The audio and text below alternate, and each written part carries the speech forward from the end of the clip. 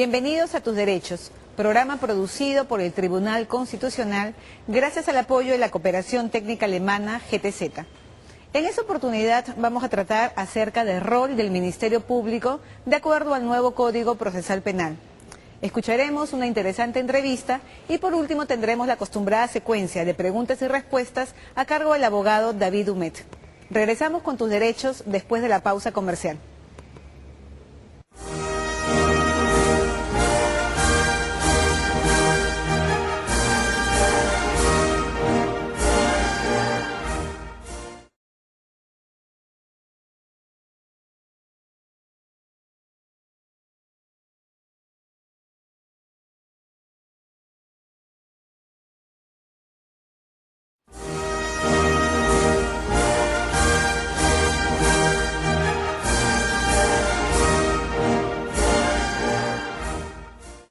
Regresamos con Tus Derechos, programa producido por el Tribunal Constitucional gracias al apoyo de la Cooperación Técnica Alemana GTZ. En esta oportunidad vamos a tratar acerca del rol del Ministerio Público de acuerdo al nuevo Código Procesal Penal. Para tratar de ese tema contamos con la presencia de la doctora Luz del Carmen Ibáñez, fiscal superior titular de Lima, encargada de la Segunda Fiscalía Superior Penal Nacional, que ve los casos de terrorismo, delitos de lesa humanidad y violación de derechos humanos. Doctora, bienvenida al programa. Hola Gabriela, gracias por la invitación. De nada, doctora. La ciudadanía muchas veces confunde y cree que el Ministerio Público forma parte del Poder Judicial. ¿Es esto cierto? De ninguna manera. El Ministerio Público, de acuerdo a lo establecido en la Constitución, es una institución autónoma del Poder Judicial que tiene un rol totalmente diferente al del Poder Judicial. Nosotros, como institución, nos encargamos del resguardo de la legalidad, la defensa de la legalidad, la defensa de los intereses públicos tutelados por el derecho, de representar a la sociedad en juicio, eso es otra de nuestras funciones, y bueno, entre las atribuciones principales tenemos la de ser titulares de la acción penal, y nuestras funciones las ejercemos totalmente independientes del Poder Judicial y de cualquier otro poder. Claro. De acuerdo al Código Procesal Penal, por la ley orgánica también del Ministerio Público, el Ministerio Público es el titular de la acción penal. ¿Qué significa ser titular de la acción penal? Bien, el rol que se nos ha dado constitucionalmente, porque no es un rol que nos asigna el nuevo Código Procesal Penal, sino que constitucionalmente ya estaba diseñado desde la Constitución del 79 y perfeccionado en la Constitución del 93, es la de ser efectivamente titulares de la acción penal. Esto implica que el fiscal de oficio o a pedido de cualquier ciudadano puede iniciar investigaciones de carácter criminal donde se haya cometido un delito. Entonces, el fiscal conduce estas investigaciones desde su primera etapa, puede intervenir la policía o no puede intervenir, y luego tiene la función de acusación, formula una acusación en juicio y finalmente en este juicio tiene la función de probar esa acusación, de probar esos cargos. Todas estas tres funciones resumen pues la titularidad de la acción penal. La titularidad de la acción penal. Del ejercicio de la acción penal. Sí. ¿Y el nuevo Código Procesal Penal les asigna un nuevo rol o no? ¿Ya estaba regulado todos los roles del Ministerio Público? Mire, el nuevo Código Procesal Penal lo que ha hecho en líneas generales es constitucionalizar el proceso. Es decir, que todas las garantías que la Constitución daba, no solamente para la acusación, sino también para la defensa, ahora están efectivamente reflejadas en el nuevo Código Procesal Penal. Eso implica que los roles y las funciones que están para el Ministerio Público en el nuevo Código ya estaban en la Constitución, sencillamente se están haciendo efectivas. No hay no hay nuevas atribuciones, no hay nuevas funciones.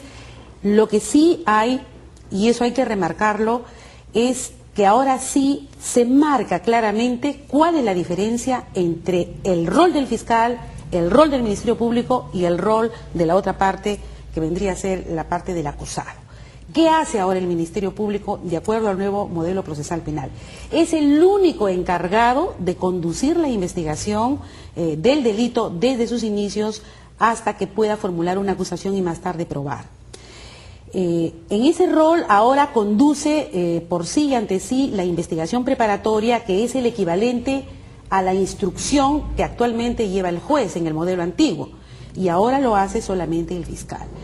El fiscal es el único que entonces está facultado para buscar toda la prueba del delito y para presentarlo finalmente en un juicio. El juez ya no puede ni buscar pruebas ni poner pruebas de oficio. Sencillamente, en la primera parte del proceso, que vendría a ser la investigación preparatoria, él es un juez de garantías, de control de garantías, para determinar detenciones, medidas cautelares que afecten derechos fundamentales del procesado. Y en la segunda parte, que es la etapa del juicio oral, está facultado únicamente para fallar. De manera que quiero terminar la idea diciéndole que esta separación de funciones tan marcadas que ahora se ve en el nuevo proceso y en el nuevo Código Procesal Penal es pues la efectivización de aquella garantía que sostiene al Estado democrático de derecho, la separación de funciones y de poderes. Por supuesto.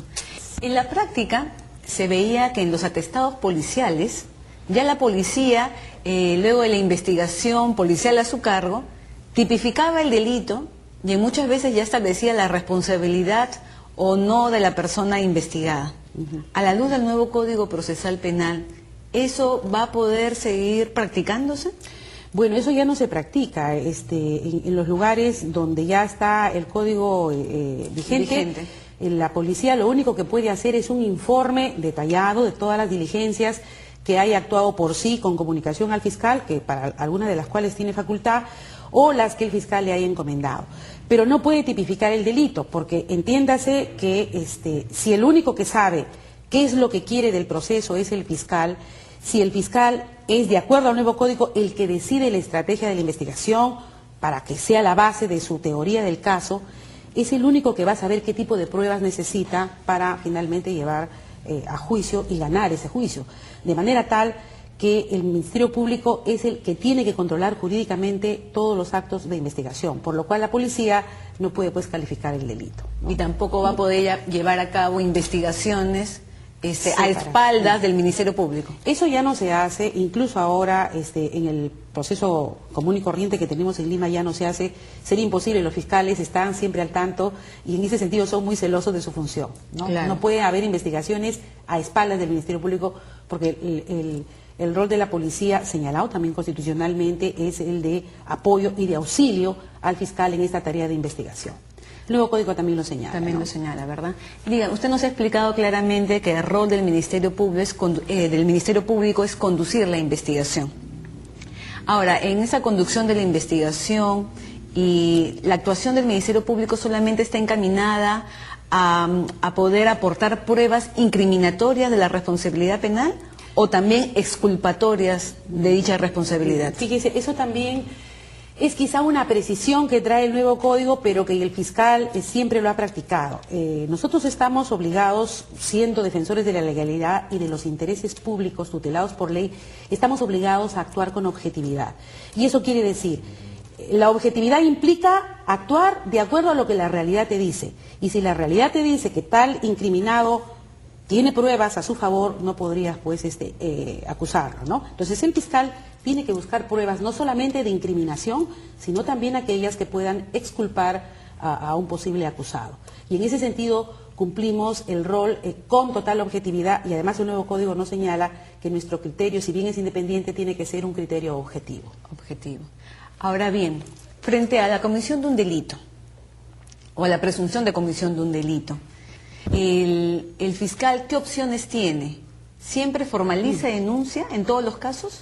Mire, frente a la comisión de un delito, el fiscal puede inicialmente abrir una investigación preliminar, que puede ser ante su despacho o ante la policía, en que en un plazo de 20 días él tiene que saber si tiene suficientes elementos o indicios que le permitan presumir que hay la comisión de un delito.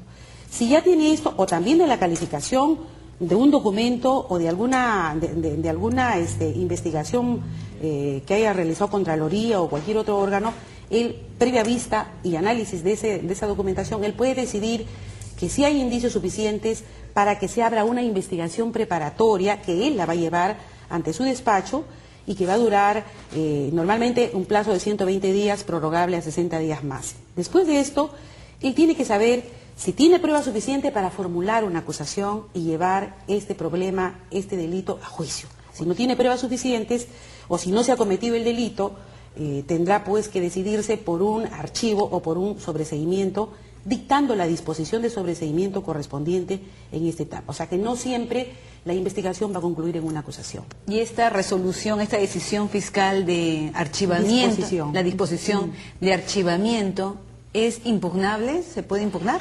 Ciertamente, consagrándose la garantía constitucional también y el principio de la doble instancia, va a poder ser impugnado si es que adoleciera de defectos graves, porque una de las cosas que trae el nuevo código es que obliga a que el fiscal, cualquier decisión o cualquier disposición que emita tiene que ser debidamente motivada, debidamente fundamentada, para evitar la arbitrariedad, ya sea a favor de la víctima o a favor del acusado. Aquí lo que se busca es la corrección funcional en su actuación.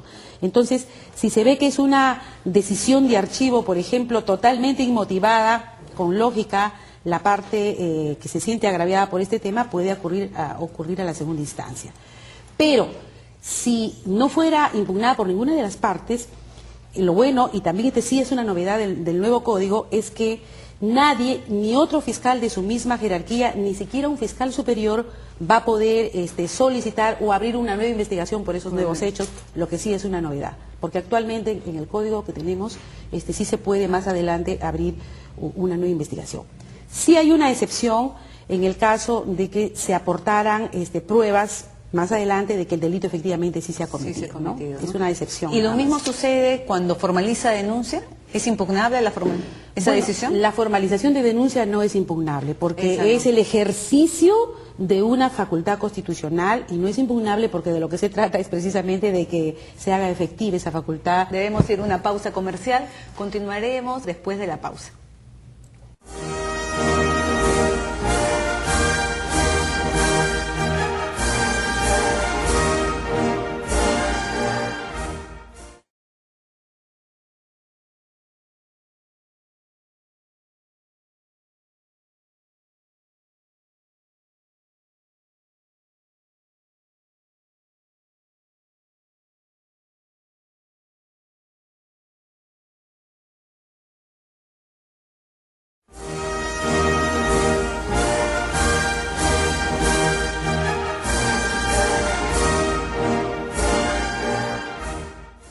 Amigos, ¿cómo están? Nos encontramos hoy día en el bar inglés del Hotel Country Club para tener una entrevista con el gran escritor Alfredo Bryce Echenique. En primer lugar, agradecerle a Alfredo por esta oportunidad que da el programa Tus Derechos del Tribunal Constitucional de dirigirse a nuestro público, que todavía es muy pequeño porque el programa tiene poco tiempo, pero esperamos alcanzar poco a poco la aceptación de la ciudadanía. La primera pregunta que quisiéramos hacerle es, ¿por qué este regreso a Lima? Bueno, yo creo que los últimos años yo venía mucho al Perú y era una forma ya de empezar a quedarme, ¿no? Viví aquí desde el año 99, pero no fue un momento histórico grato para el Perú y no fue un momento para mí en lo personal nada grato. Todo lo preparé para que las cosas salieran bien y no salieron bien, ¿no? Y me volví a ir. Pero viene a seguir escribiendo. Sí, vengo a ¿Tiene proyectos escribiendo, todavía? acabo de publicar un nuevo libro de cuentos, La esposa de las curvas, y ahora voy a hacer un viaje a España a inaugurar los cursos de verano en la Universidad Complutense de Madrid el día 7 de julio. Y volver a Lima pues 3 semanas después para seguir en casa y leyendo y escribiendo. ¿Cómo encuentra Lima? ¿Es la misma Lima de antes? ¿O, por ejemplo, siente usted que la clase social que estaba descrita en el libro Un Mundo para Julius todavía existe? Bueno, yo creo que esa clase social como tal no existe ya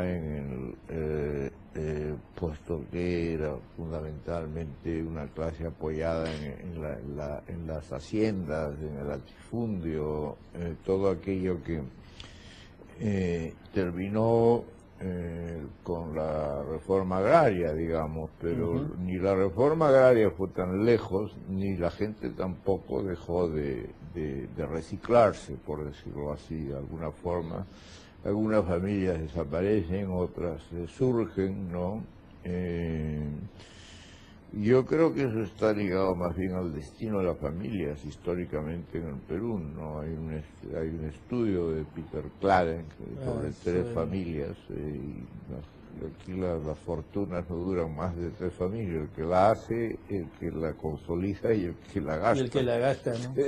Casi siempre es así. Y bueno, la familia de la cual yo hablo no existe tampoco, porque no tiene apellidos, no, son entes, además. No, Julius, ¿quién se ha llamado Julius en el Perú? Nadie. No tiene algún apellido tampoco, sus padres tampoco tienen nombres. Pero por lo menos la novela pretende situarse en una realidad. Sí, se sitúa, y de hecho es una novela pues en la cual los limeños se reconocen hasta el día de hoy, ¿no? Algunos han querido encontrar en alguna de sus novelas personajes reales, ¿no? En efecto, han querido, pero nunca lo han logrado del todo. Y usted ha llamado a eso parte de la chismosería limeña. Lógicamente. ¿Seguimos siendo chismosos los limeños? Nos gusta salir en la foto, por decirlo menos. Sobre todo si la foto es buena. Sí, así, claro que sí. Y dígame, si tendría usted que decir cuál es el legado de Alfredo Bryce Echenique a la narrativa peruana? Por ahora, después hablamos de la latinoamericana. La narrativa peruana, mi legado no es otro más que la dedicación por mi vida entera. Es usted de los pocos escritores que han hecho de la literatura una manera absoluta de vivir, ¿no es cierto? Porque son contados aquellos que, dedicados a la literatura, puedan dedicarse al 100%. Sí, eso es verdad. El escritor, el escritor como oficio, como profesión, es parte de su legado. Yo creo que puede serlo, ¿no? En realidad la gente ve hoy el día el lado amable del asunto, ¿no? Pero yo tuve años duros, años muy difíciles, años en Europa, de los cuales prácticamente no hay testimonio, pero que yo no vivía como duros ni difíciles, los vivía como felices, ¿no? Claro. Era por usar la fórmula de Hemingway, ¿no? Que daba las recetas: había que ser muy pobre, ser muy joven y estar muy enamorado en París, ¿no? Para ser absolutamente feliz. Y la disciplina es importante y para eso escribir. Sí, tener un horario diario de escritura, pasara lo que pasara. ¿Cuántas horas al día escribe? Pues han habido épocas en que he escrito demasiadas horas hasta que me he enfermado, como los años 80 que pasé en Montpellier, los primeros 5 años de los 80, y estaba tan solo y trabajaba tanto, mis clases en la universidad eran tan pocas horas, y una universidad tan provinciana que no había nadie, que a veces me podía pasar día y noche escribiendo, ¿no? Y llegué a tener una en ese tiempo enfermedad. dice que usted vivía solo, estaba solo. Estaba muy solo, muy entregado a mis libros, ¿no? Y por eso es que en alguna, me parece que, no recuerdo bien en cuál de sus novelas, usted señala que uno escribe para que lo quieran más. Pues sí, yo creo que muchos escritores usamos esa frase. ¿Quién es el que la usa por primera vez? No lo sé, pero me imagino que no es solamente que nos quiera más una persona, sino que nos respeten más, que nos miren con mayor consideración. Aun cuando se escribe en la soledad, es obvio que uno escribe para ser leído, ¿no? Debe ser muy triste para un escritor no ser leído. Lógicamente, no, son rarísimos los escritores que no hayan deseado publicar sus obras. Hay los que no lo han logrado a pesar de millones de intentos, ¿no? Pero y la suerte pues hace que uno logre ser editado muy pronto. Fue mi caso, ¿no? Yo fui editado, y muy bien editado, rapidísimo en Europa, ¿no? Y traducido a muchos idiomas, y eso fue una gran compensación. Pero antes había habido tiempos duros, pero, repito, tiempos que hoy miraría como los más felices de mi vida, probablemente. Claro, y ahora de los escritores, de los novelistas actuales en el Perú, ¿a quiénes está leyendo? ¿A quiénes he leído últimamente? Pues la verdad, he releído más que leído, ¿no? Al volver a Lima he querido releer algunas novelas de las que yo más he leído, los Ríos Profundos, releído Los Ríos Profundos de Argueda, que es una novela que siempre me deja muy desasosegado, ¿no? Es un personaje de Ernesto, es un personaje realmente inmortal, único, ¿no? Acerca del Perú, ¿no? Es increíblemente peruano, desgarrado, ese chico. He leído mucho a escritores, he releído una vez más, de haberla releído ya unas 100 veces, La Casa Verde de Mario Vargas Llosa, es una novela que me fascina, que también es una metáfora del Perú entero, ¿no? He releído a bastantes cuentos de Julio Ramón Ribeiro, y de luego ya he leído por primera vez a muy jóvenes escritores peruanos, ¿no? Acabo de presentar la novela de Jorge Eduardo Benavides, la nueva novela de Jorge Eduardo Benavides, la historia de los vencidos, de la batalla de los vencidos.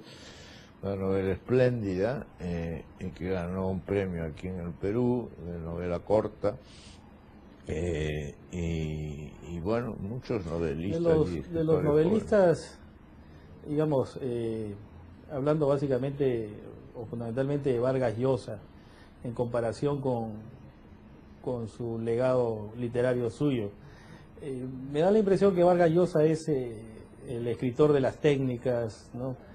De escribir en tiempos distintos, pasado, empezar por el final. Puede ser la parte, digamos, del legado histórico de Vargas Llosa, la literatura moderna en el Perú. ¿La suya puede ser el humor? ¿Algo más?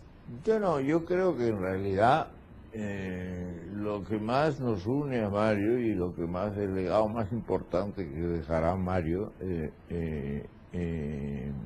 antes que yo, y ya me enseña a mí algo, es la disciplina, ¿no? Es hacer de la profesión, de la escritura, una profesión, algo profesional, respetable, con horarios, y vencer en el intento, digamos, salir airoso del intento, ¿no? Y pues hoy en día hay otros escritores, puedo citar a Alonso Cueto, por ejemplo, más joven que todos nosotros, que también es un escritor que se lo ha tomado, por decirlo de alguna forma, en serio. Quiero decir que todos los días piensa en el trabajo literario, ¿no? Nadie lo describió la actitud contraria que predominaba en la literatura peruana, como Julio Ramón Ribeiro, que fue el escritor que hizo el gran retrato del panorama cultural del Perú en los años 50, ¿no? Relatos pues sobre los genecillos dominicales, ¿no? Ya lo dice todo, ¿no? Escritores de domingo, ¿no? No lo he escuchado mencionar a Jaime Bailey. ¿Qué piensa de de él como novelista? Bueno, como novelista no creo que haya dado nada importante. La verdad, él dio un primer libro, No se lo digas a nadie, muy prometedor, pero creo que desde entonces... ¿Qué cree que ha pasado ahí? No, que él es un showman, él es un hombre de espectáculo, de televisión, y no creo que a él importe primordialmente su obra literaria, ¿no? La ha dejado descuidada y desde el primer libro hasta ahora no ha habido nada que... ¿Se puede disgustar Jaime Bailey con lo que usted está diciendo? No creo, no No, creo. Yo hablo del mayor respeto de su profesión, que es la de un gran showman, periodista, de un showman. de un hombre de televisión, lógicamente, los más graciosos, divertidos, y yo me acuerdo que en las últimas elecciones peruanas, si hay alguien que hizo del panorama electoral algo sabroso, fue él. Fue él, claro. Usted ha tenido un gran profesor en San Marcos, Carlos Eduardo Zavaleta. Sí. ¿Cómo se entiende la narrativa de Zavaleta o qué comparaciones podemos hacer con los cuentos de el propio Alfredo Bryce y también con los de Julio Ramón Ribeiro? Bueno, yo creo los tres son realistas. Zavaleta es un extraordinario cuentista, como lo es Ribeiro, ¿no? Y yo, pues a mí me encanta el género también, ¿no? Pero aunque dicen que soy más novelista, pero eso los escritores, esas cosas que dicen sobre nuestras obras no nos dicen nada, ¿no? Yo creo que Carlos Eduardo pues fue mi maestro en San Marcos. Yo tuve mucha suerte en San Marcos, me tocó una playa de grandes profesores, Estuardo Núñez, Raúl Porras Barrenechea, Washington Delgado. Es decir, es un lujo ir a clases en San Marcos en esa época. Se ¿no? iba con gusto a clases. Se iba con gusto, y yo que estudiaba Derecho, según eso, a la fuerza, porque mi padre quería que fuera abogado, pero me encantaba ir a las clases de Derecho porque eran buenísimas, ¿no? También habían buenos profesores, ¿no? Grandes profesores, y en letras, era entonces rector de San Marcos, Luis Alberto Sánchez, con quien tuve una amistad personal hasta siempre, ¿no? Hasta que se fallece. Claro. Bueno, amigos, nos vamos unos instantes a comerciales y regresamos para seguir con esta interesante entrevista con Alfredo Bryce Echenique.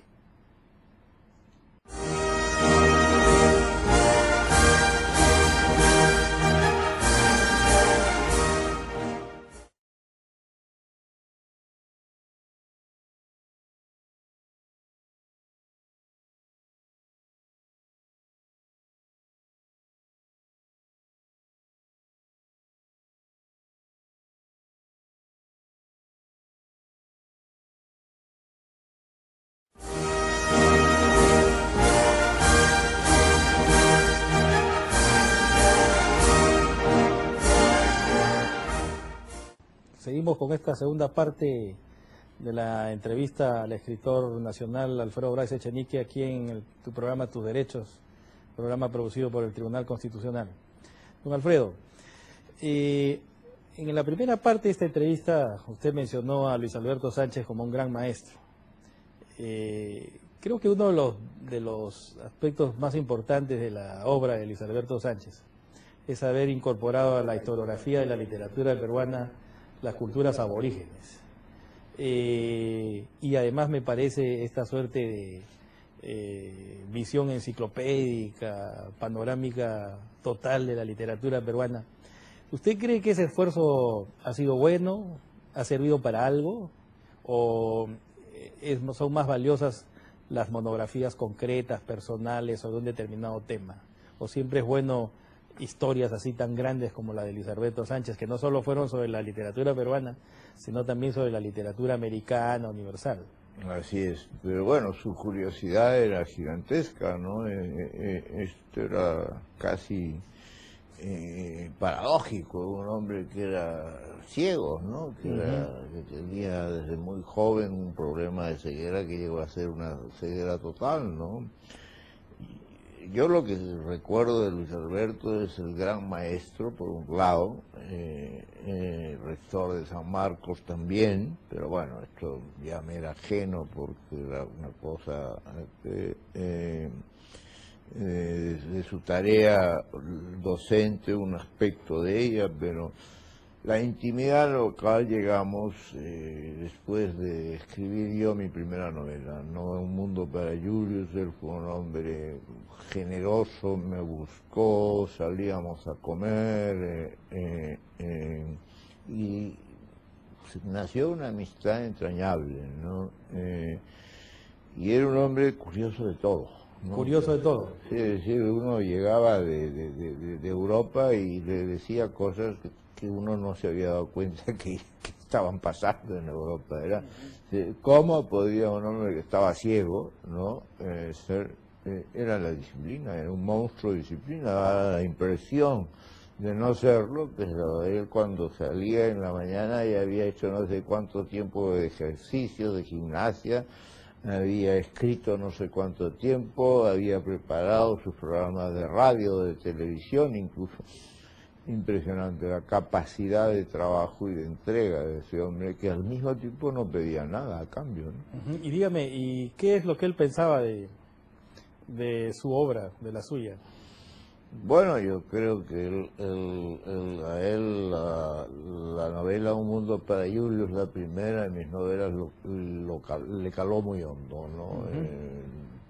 Él estableció toda una jerarquía, toda una especie de mundo novelesco sobre lo peruano, ciudadano, digamos así, pero que no, que dentro de la ciudad mostraba el campo por aspectos como puede ser en Un mundo para Julius las servidumbres en las casas de las familias limeñas, ¿no?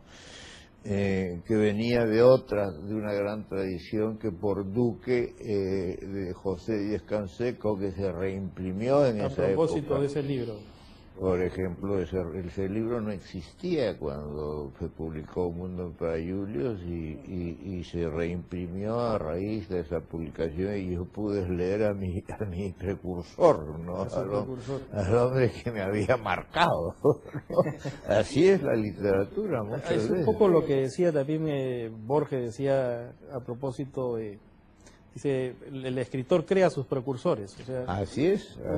Uno termina viendo la literatura anterior con una visión distinta a propósito de los libros que aparecen después. En efecto, a mí en Europa, pues como no se conocía Sánchez, se decía que mi gran precursor era el norteamericano Salinger, que yo corría a leer también, y dije, exacto. ¿Y quién es más precursor, Salinger o Díez Canseco? Pues los dos, cada uno a su manera, ¿no? Y las técnicas literarias, digamos...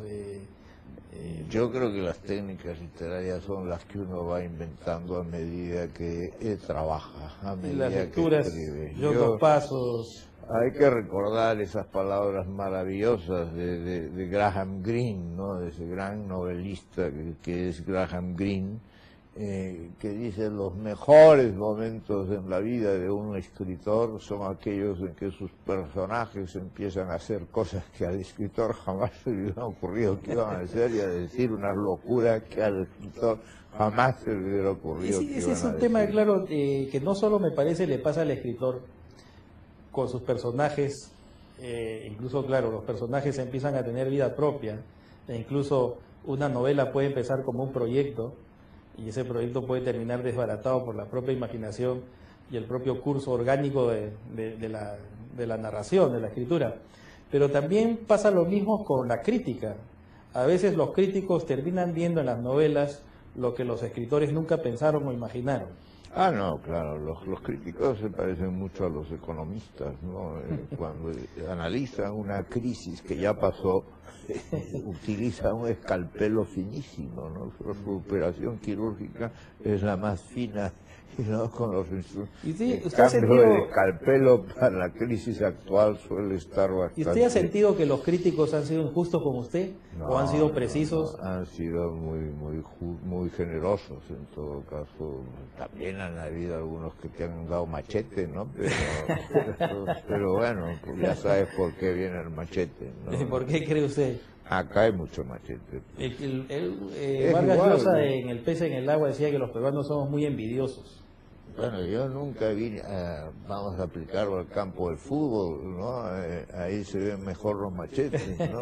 Vi al pobre Sotil volver de ser un gran futbolista en Europa, jugar ahí en el Estadio Nacional, y le dieron, pero era como para volverse a ir a Europa. En Europa no le hicieron nada, regresa al Perú y le dan duro. Claro. Dígame, entonces, usted no ha hecho teatro nunca, no tiene obras teatrales. No. Ni las ha pensado, solo se desarrolla en el cuento y la novela. Incluso hice mi doctorado en letras sobre el teatro de un escritor francés, ¿no? Y sé muy bien lo que es el teatro y me gusta ver teatro. Pero no es un género que por te eso inspire, sé que no ¿sabes? debo escribirlo. No. Una pregunta más. ¿Cómo definiría la poesía de César Calvo? Bueno, yo creo que Calvo fue un gran poeta, es un gran poeta, su poesía es actual, es una poesía amorosa, maravillosa, es una poesía de lugares, de circunstancias. Yo creo que libros como Pedestal para nadie, por ejemplo, son libros inolvidables, ¿no? Y realmente yo, por otro lado, tengo una valoración también personal, porque César fue el único escritor peruano que yo conocí en la universidad. Yo no era escritor, o sea que no me acercaba a los escritores jóvenes que estaban ahí, Javier Heró, todos ellos estaban en el patio de letras, ¿no? Pero César se hizo muy amigo mío, se me acercó y fue mi gran compañero de muchos momentos maravillosos en Lima, pero también luego en Europa, ¿no? O sea, su casa en París era la mía, él venía y se alojaba en mi casa temporadas. ¿Qué sitio le daría en la literatura, por ejemplo, latinoamericana, César Calvo? Yo creo que es un gran poeta latinoamericano, donde lo pongan, ¿no? La literatura, la poesía peruana tiene grandes momentos, ¿no? Vallejo Sí, es lógicamente una figura ya tan importante que parece que después de Vallejo no hubiera nada, pero sí hay lo un crítico literario, si no me equivoco, que es Enrico Ferris, decía que él consideraba que el mejor poeta peruano era José María Eguren. Yo estoy de acuerdo que es muy difícil establecer que hay un mejor poeta, ¿no? Eso no es posible, pero esta afirmación de decir de que José María Eguren es el mejor poeta del Perú, ¿usted lo compartiría? No, porque es dejar inmediatamente de lado a Martín Adán y dejar inmediatamente de lado a César Vallejo y a César Calvo y a Antonio Cisneros y a muchos, ¿no? A Luis Hernández, Eduardo Bellelson, a Jorge Barbey, a Carlos Germán Vélez, que nos podemos sacar poetas estupendos del recuerdo entrañable por cantidad. Supongo que esa afirmación no es más que el entusiasmo de un crítico literario por un poeta como Eguren, bastante original, ¿no es cierto? Lógicamente, un poeta simbolista, lógicamente eso. más o menos apartado de la realidad del momento. Sí, ¿no? Es un poeta especialísimo, hay todo un anecdotario de su vida que a todos los peruanos o limeños nos resulta muy entrañable, ¿no? Comparaba a Martín Adán, por ejemplo, el diablo y el buen Dios, digamos, ¿no? El niño bueno y el niño malo, ¿no? Pero los dos son tan importantes y tan interesantes el uno como el otro. ¿Y por qué usted mencionó a Martín Adán como un gran poeta? ¿Qué es lo que le impresiona de Martín Adán? Bueno, en realidad la obra completa, ¿no? Incluida la novela La Caja de Cartón, pero si yo en este momento tengo que decir que hay alguna comparación que se puede hacer, aunque en literatura las comparaciones son bastante tontas, pero el canto a Machu Picchu de Pablo Neruda y no está a la altura del canto No está. a Machu Picchu de Martín Adán, ¿no? Y sin embargo el de Neruda es más conocido. Claro, Neruda es un gran hacedor de versos, ¿no? Vallejo es un poeta hermético, difícil, Martín Adán tampoco es un poeta fácil, ¿no? Entonces yo creo que el Perú se ha reservado la profundidad, digamos, y de un océano, ¿no? Y tenemos en este país grandes poetas siempre, los hemos tenido, los vamos a tener. Y hablaba también usted de Luis Hernández. Pues Luis Hernández, lógicamente, es un mito, porque es un hombre que muere joven, en circunstancias trágicas, era un hombre querido en su generación, mal entendido, con problemas graves personales, su homosexualidad era tabú en ese momento, y la gente quiso tomarlo por el lado malo o por el lado bueno. Yo lógicamente lo tengo que tomar por el lado bueno, era un buen hombre y era un gran poeta. Y sin embargo, claro, él también pertenece a la generación del 60, en tanto que antes está la generación del 50, ¿no es cierto?, donde hay dos corrientes, la poesía pura y la poesía social o real. En la poesía pura está Washington Delgado, en la poesía real o social está Juan Gonzalo Rose, Manuel Escorza. Y sin embargo, cuando aparece esta nueva generación con Luis Hernández, traen otra temática, que es la de la poesía inglesa. La ciudad, el coloquialismo. No, y un gran romanticismo también, no nos olvidemos de la poesía amorosa de Manuel Escorza, que es extraordinaria, ¿no? Algunos han querido desconocer la poesía de Manuel Escorza, digamos, como gran poeta lírico por su tono más o menos parecido al Pablo Neruda de esa época. ¿Le parece justo o injusto ese comentario? Me parece injusto, ¿no? Comparar siempre es injusto entre los poetas, ¿no? Es perder el tiempo y sobre todo es quitar posibilidades de disfrute. Yo creo que Neruda es extraordinario también, ¿no? Y por muchas cosas, pero yo me quedo más con Vallejo, ¿no? Y me quedo más con Martín Adán, y me quedo más con Luis Hernández, ¿no? Y me quedo más con Antonio Cisneros, ¿no? Sí, lo siento más cercano, ¿no? Neruda es un poeta para ser declamado, ¿no? Pero eso tampoco, la poesía nació para ser declamada también. Y por ejemplo, ¿qué piensa usted de poetas como César Moro, que hablan castellano pero escriben en otros idiomas, en el francés? Bueno, eso yo creo que ya son exquisiteces de lo que ha sido América Latina también, ¿no? Ser otra cosa y a veces extranjera, porque realmente somos hijos de extranjeros y una mezcla tremenda, ¿no?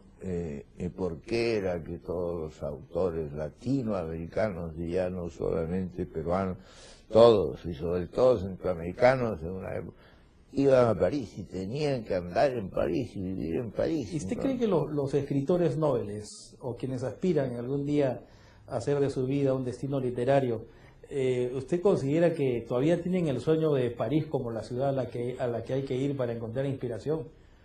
No, yo no creo que ya lo sea hoy en día, sí, ¿no? Porque el mundo está muy disperso y las mecas culturales Han cambiado, ¿no? Y están en todas partes, ¿no? Pero sí es bueno, yo sí encuentro bueno que una persona se aleje de su casa, amándola siempre, pero se aleje para ver y comparar, ¿no? Para ver desde otras perspectivas. Incluso para ver mejor su propio país, ¿no? Así es. Don Alfredo, el tiempo nos está venciendo. Antes de terminar con esta entrevista, nos gustaría escuchar alguna reflexión suya sobre el país. ¿Cómo ve la política? Casi usted no opina de política. Bueno, yo no opino de política porque he vivido muchos años fuera y considero que hay muchos peruanos que tienen mucho más derechos que yo a opinar de política y sobre todo de una forma pública en la televisión. Pero bueno, sí puedo decir que el país atraviesa pues una bonanza financiera y que este gobierno tiene la obligación de hacer una sabia utilización de los recursos estatales o repartición de estos recursos y enfrentar, cosa que creo que está haciendo, ¿no? La extrema pobreza que todavía es el aterrador mal del Perú. Muy bien. Muchas gracias, don Alfredo, por esta entrevista. La verdad que ha sido para nosotros un orgullo y un honor tenerlo como entrevistado. Para mí también. Amigos de su programa Tus Derechos, nos vamos a unos comerciales para seguir en breve con este programa.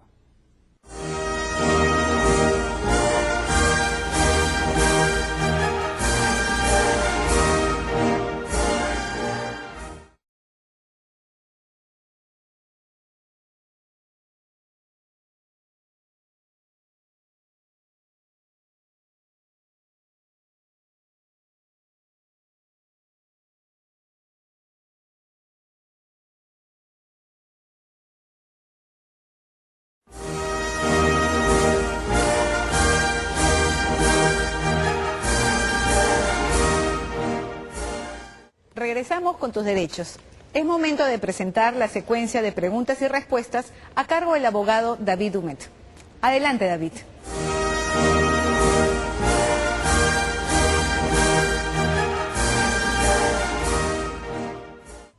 Gracias, Gabriela. Otra vez estamos en nuestra acostumbrada secuencia de preguntas y respuestas, donde recibimos sus inquietudes y sus correos electrónicos para responderles, relacionadas con los derechos fundamentales, el Tribunal Constitucional, sus atribuciones y funciones, así como la Constitución Política del Perú. Vayamos con las preguntas. ¿A qué se llama amparo residual? Amparo residual viene del tipo de modelo de proceso constitucional que hemos adoptado en el Perú desde la vigencia del Código Procesal Constitucional en el año 2004. Antes de la vigencia de ese código, nuestro amparo era alternativo. ¿Qué significa esto? Que la ley permitía al titular de un derecho fundamental el poder escoger irse por la vía ordinaria en el Poder Judicial o escoger el proceso de amparo específicamente. En cambio, con la vigencia del Código Procesal Constitucional ya desde diciembre del año 2004, el amparo es residual. Esto quiere decir que solo en la medida que no hubiera en el Poder Judicial una vía específica e igualmente satisfactoria para la protección del derecho, solo en esos casos es que podemos acudir al proceso de amparo. Ahora vamos a ver quién nos ha escrito en nuestro correo electrónico. Se trata de Luis. Estimados señores del Tribunal Constitucional, soy un empresario y tengo varios restaurantes en Centro y Norteamérica, por lo que permanentemente tengo que viajar al exterior. Hace unas semanas mi pasaporte caducó, he hecho los trámites y pagado los derechos para uno nuevo, pero los de migraciones me la han denegado aduciendo cosas absurdas como que mis negocios no son tan legales y que incluso podría estar metido en drogas o contrabando. Mi abogada me ha dicho que podríamos interponer un amparo. ¿Eso sería posible? Mira, Luis, contrariamente a lo que muchas personas creen, el derecho a la obtención de un pasaporte es un derecho constitucional. ¿Por qué? Porque está estrechamente vinculado con la libertad individual. Un pasaporte es nuestro documento de identidad fuera de nuestro territorio y por lo tanto no podríamos ingresar a otro país ni transitar en él si no tenemos pasaporte. En realidad, tratándose de la libertad individual involucrada en este hecho, no es precisamente el amparo el procedimiento adecuado, sino el habeas corpus. Veamos qué otras preguntas tenemos. ¿En qué consiste el derecho a la autodeterminación informativa? El derecho a la autodeterminación informativa no es otro que aquel derecho fundamental que tenemos todos nosotros de controlar lo relacionado con la información que sobre nosotros mismos tienen las entidades públicas o las entidades privadas que brindan información al público. Con este derecho nosotros tenemos la posibilidad de exigir saber qué información sobre nosotros se mantienen en los archivos, en las bases de datos, etc. Podemos exigir también que se cambie una información errada, que se actualice una información que no está actualizada e incluso que se elimine una información que puede afectar nuestra intimidad o algunos derechos constitucionales. De acuerdo a nuestra normativa vigente, el proceso jurisdiccional adecuado para la defensa de este derecho es el habeas data. Ahora vayamos a ver qué nos dice nuestro correo electrónico. Nos escribe Melba. El barrio donde vivo desde hace muchos años era un lugar muy tranquilo hasta que a comienzos de este año instalaron una fábrica de artículos de plástico. Desde que empezó a funcionar, el ruido, especialmente de noche, no deja dormir. Ni qué decir de los olores, ojeve quemado y humo que hacen prácticamente irrespirable el lugar. En la municipalidad me han dicho que si me siento afectada debería acudir al Poder Judicial. En realidad yo no tengo plata para un juicio. ¿Esa es la única forma de solucionar el problema? Bueno, Melba, el tuyo, el caso que nos cuentas, es un típico caso de afectación del derecho al medio ambiente adecuado. Por lo que nos dices, la existencia de la fábrica en el barrio donde vives está afectando ese derecho, pero también otros colaterales como el derecho a la salud, el derecho a la tranquilidad, etc.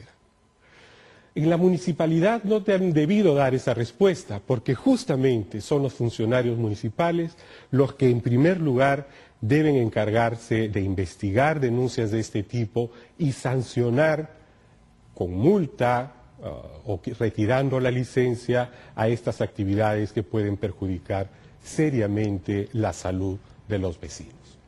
Evidentemente, si es que no actúan los funcionarios municipales y la afectación se torna insoportable, tienes abiertas las puertas del Poder Judicial a través del proceso de amparo para salvaguardar tu derecho. Veamos qué otras preguntas tenemos. ¿Por qué las leyes no son retroactivas? La irretroactividad de las leyes es uno de los principios fundamentales en los que se basa nuestro Estado de Derecho. En virtud de este principio, las normas no pueden ser aplicables ni regir hacia atrás. Ello se funda en un principio fundamental, el de la seguridad en el ordenamiento jurídico. Nosotros como ciudadanos actuamos, nos relacionamos, realizamos transacciones en virtud de lo que las leyes nos permiten. E incluso sabemos qué es lo que las leyes prohíben y en todo caso cuáles son las sanciones que se imponen ante el incumplimiento. Es la única manera, sabiendo previamente qué es lo que dicen las leyes, en las que podemos responder en el caso en que nosotros voluntariamente las incumplamos. Bueno, eso ha sido todo por hoy en nuestro programa y en esta secuencia de preguntas y respuestas donde atendemos siempre a las preguntas que nos hagan en la calle a través de nuestras cámaras o también sus inquietudes en nuestro correo electrónico. Gabriela. Bueno amigos, hemos llegado al final del programa Tus Derechos, producido por el Tribunal Constitucional gracias al apoyo de la cooperación técnica alemana. El día de hoy hemos tratado acerca del rol del Ministerio Público de acuerdo al nuevo Código Procesal Penal. Hemos escuchado una interesante entrevista y por último las respuestas dadas por el abogado David Humet ante las preguntas formuladas por el público. Esperamos que los temas tratados el día de hoy hayan sido de su interés y nos vemos la siguiente semana.